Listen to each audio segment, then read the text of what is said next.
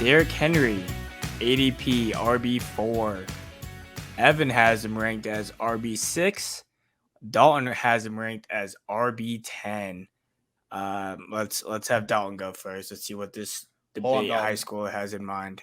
We've got to start this off right. And now I have to actually share my screen again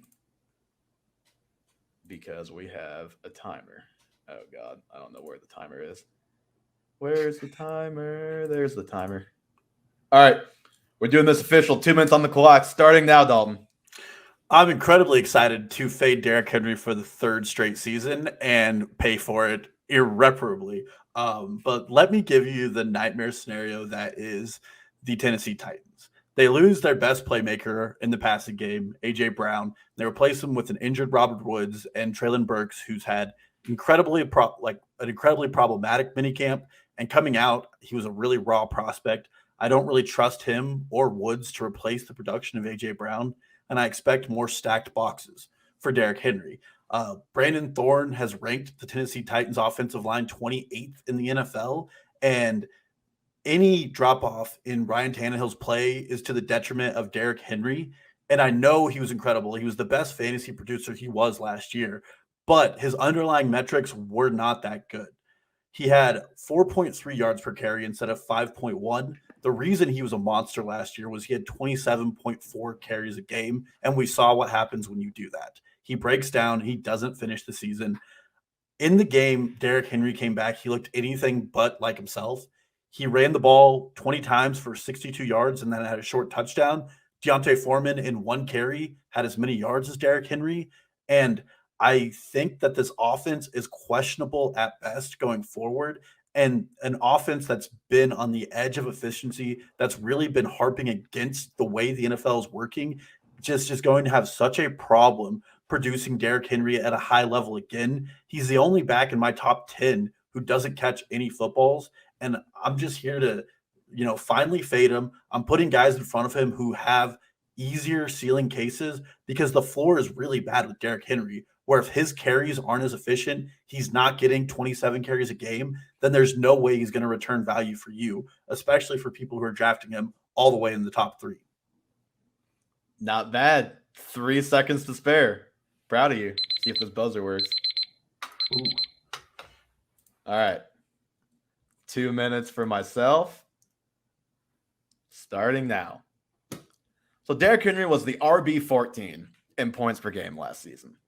He played just 8 games in that season. And again, I have him at RB4, right? So I'm lower overall, or is it even RB4? I'm already forgetting my own rank here.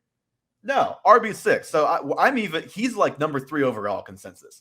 So I'm no Derrick Henry apologist by any means. I've been the opposite over the years. I've been probably the biggest Derrick Henry fader known to man.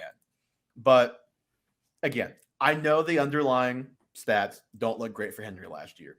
I will say that as the season goes on, he has usually gotten better in the past. It's just last year he actually got hurt. So he didn't have that opportunity to see, okay, is he going to go crazy down the stretch like he did the year before? Last year, he averaged more points per game than Jonathan Taylor, who, of course, was the RB1 on the season. I know the age, 28. I know the workload he had, almost 24 carries per game the last couple of years. 28, basically, or 27 last year. But you mentioned he doesn't catch the ball. He really doesn't compared to the top guys, but he did start to get more involved in the passing game. 20 targets, 18 receptions, 1 reception off his career high, well on pace for a career high in targets. And, again, for the record, I'd have him 1 spot lower if Alvin Kamara were all systems go. But here's Derrick Henry the last couple of years. RB3 in 2019, RB2 in 2020. And then RB14 last year, but the RB1 in points per game. I'm already giving him a little bit of a discount in my ranks based on the injury concern. But I do feel like if we're giving Christian McCaffrey the benefit of the doubt after back-to-back years of injury concerns, I think we have to give this guy that same benefit of the doubt because he's been just as productive, just in different ways. Wow, with 5 seconds to spare. Well, I win because I had less time left. Don't think that's how this works. I do understand giving our boy CMC the benefit of the doubt and doing an about face and not giving Derrick Henry the benefit of the doubt. Mhm. The difference is, in my opinion, their play styles.